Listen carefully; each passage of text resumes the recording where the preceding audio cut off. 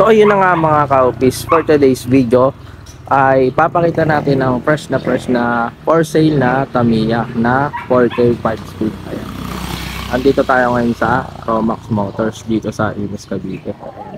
So samahan nyo ako para silipin natin tong unit na to. Ayan. So tingnan muna natin dito sa kanyang likod.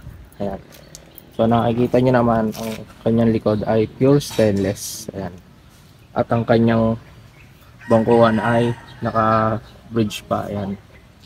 Naka-bride pala. Bridge tuloy. Ano ba yung sinasabi natin doon? So, ayan. Nakikita nyo naman yung kanyang likod. Fresh na fresh yung ating Tamiya na for sale. Ayan. So, silipin din natin ang kanyang mags na bago. So, brand new yung kanyang mags. Nakita nyo naman. So, hindi pa talaga siya gamit.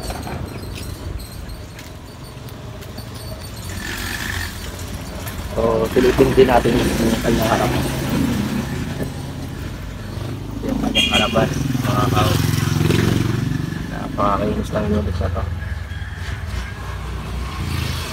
At, yan, naga na rin yung kanyang mga gauge. So, ito ay inassemble dito sa Romax Motors, itong unit na to. Silipin din natin yung kanyang harapan. Ito yung kanyang harap mga ka-office. Napaka-pogi ng unit na to.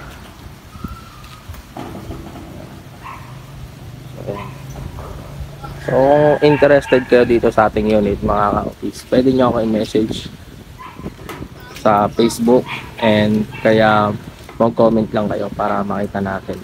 So, ang asking price nga pala na ito ay 350 negotiable.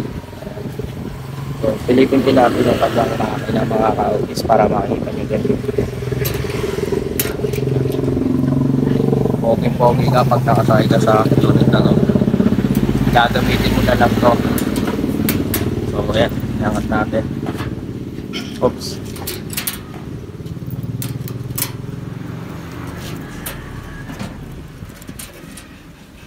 Ayan, sumasabit doon.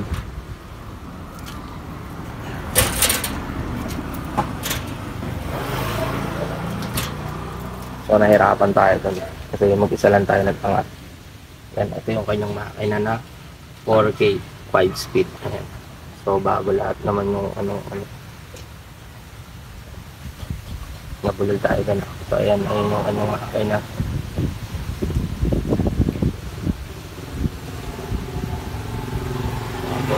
Ayan, battery. Bago.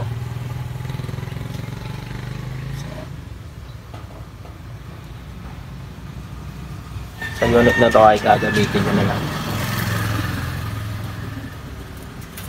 So, sarado na natin.